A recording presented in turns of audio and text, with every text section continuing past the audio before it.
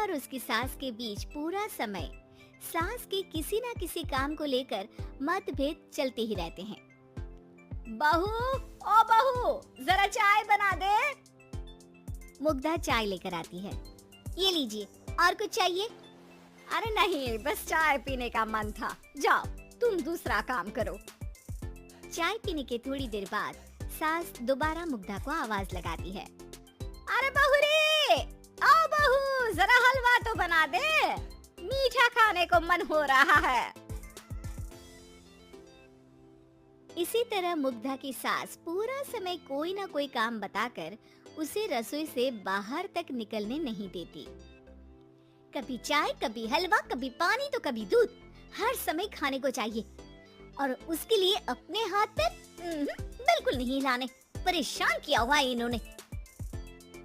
सास की जबरदस्ती परेशान करने की आदतों से दुखी मुग्धा एक शाम सचिन के साथ अपने कमरे में बैठी हुई बात कर रही होती है। सुनो जी, मम्मी जी की ये जानबूझकर मुझे परेशान करने की फरमाइशों से मैं बहुत फ्रस्ट्रेट हो चुकी हूँ। पूरे दिन में एक सेकंड का आराम नहीं मिलता। रसोई से बाहर कदम रखती नहीं कि बहू ये बना दे, बहू री वो बना दे। अरे इनकी फरमाइशें चलती ही रहती है। अरे मुग्धा, माँ खाने की शौकीन है पर उम्र हो चली है, खुद खाना नहीं बना सकती इसलिए तुमसे बोलती है। अरे तो शौक भी उम्र देख कर रखने चाहिए ना। समझ में नहीं आता, हर समय फेविकॉल का जोड़ लगाए सोफे से चिपके बैठी रहती है। इतना सब डाइजेस्ट कैसे हो जाता है उन्हें? अरे तुम मेरी माँ से इतनी नफरत कैसे कर सकती हो? मैं उसे नफरत नहीं करती जी, बस परेशान हूँ। जहाँ मुग्धा अपने पति से ये सब बोल रही होती है, वहीं उसकी सास भी कमरे के बाहर दरवाजे से कान लगाए सारी बातें सुन रही होती है और अगली दोपहर रसोई में मुग्धा के पास जाती है। बहू, आज ना मेरा कुछ मसालेदार खाने का मन है। तो चाय बना दूं? मुझे बहुत पसंद है। अरे ना, ऐसा कर लिट्टी चोखा बना ले।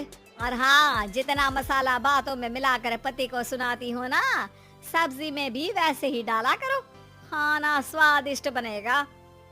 सास की बात सुनकर मुग्धा हैरान रह जाती है। मतलब अब पूरा समय मुझ पर हुक्म चलाने के साथ बंद कमरे में हुई पति पत्नी की बीच की बातें भी सुनती है? अरे बात जब मेरी थी तो सुनने में क्या दिक्कत है? ये कहकर सास वहाँ से चली जाती है। अरे अब तो हद पार हो गई। इस तरह से तो ये मेरा जीना मुश्किल कर देंगी। मुग्धा सास की हरकतों से परेशान उसका हल सोचने लगती है और इसी तरह कुछ दिन बीत जाते हैं, जिसमें सास का जन्मदिन आता है। मुग्धा बहुत खुशी के साथ अपनी सास को एंड्रॉइड मोबाइल गिफ्ट करती है। मम्मी, आपको सबसे बात करने के लिए बहुत दिक्कत होती है ना? कभी सचिन तो कभी मुझे बोलना पड़ता है, पर इस मोबाइल से आपको कोई दिक्कत नहीं होगी। एक जगह बैठे बैठे बहुत कुछ कर सकती हैं अब आप। मोबाइल देख सासू माँ खुश हो जाती है, पर उसे इस्तेमाल करना तो आता नहीं, इसलिए साइड में रख देती है। जिसे देख मुग्धा घर का सारा काम छोड़ मोबाइल सेट कर सास को इस्तेमाल करना सिखाने लगती है, जिसके बाद अब सास पूरा समय मोबाइल में ही लगी रहती है। हाय, जब से मम्मी को मोबाइल मिला है मेरी लाइफ में कितनी शांति आई है। अच्छा है, इसी तरह बिजी रहे तो मैं भी सुकून की जिंदगी जी पाऊंगी। अब मुग्धा जब मन करे काम करना, जैसा चाहे वैसा खाना बनाकर खाना, पूरा समय रिलैक्स और खुश रहने लगती है। क्या बात है, आजकल तुम बहुत चहक रही हो। अरे मम्मी जी से छुटकारा जो मिला है, अब ना फरमाइशें ना छुप छुप कर बातें सुनना।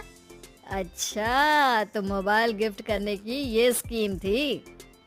इसी तरह दिन बीतते हैं और अब मोबाइल पर लगी सास फरमाइशों की जगह सवालों के लिए बहू को आवाजें लगाना शुरू कर देती है। अरे बहू सुन तो, देख जरा किसी का फोन क्यों नहीं मिल रहा? रिचार्ज खत्म हो गया है, पर अभी 4 दिन पहले ही तो मैंने किया था। इतनी जल्दी कैसे खत्म हो गया? अरे मैंने कल तेरी कनाडा वाली मौसी सास से 3 घंटे बात की थी ना। क्या? इतना महंगा तो मोबाइल भी नहीं आया जितना महंगा इसका रिचार्ज पड़ रहा है। इसके बाद तो जैसे मुग्धा के दिन के 24 घंटे में से 20 घंटे सास के पास उनके मोबाइल रिलेटेड प्रॉब्लम सॉल्व करने की ड्यूटी ही बन जाती है। अरे मुग्धा, ये मोबाइल में अचानक तेरी मौसी सास की शक्ल क्यों दिखने लगी और ये तो हिल भी रही है। मम्मी, ये गूगल डुओ का वीडियो कॉल है। इसमें आप बात करने के साथ एक दूसरे की शक्ल भी देख सकती हो। अच्छा, ये तूने मुझे पहले क्यों नहीं बताया? अब बताने के लिए पहले नहीं बताया।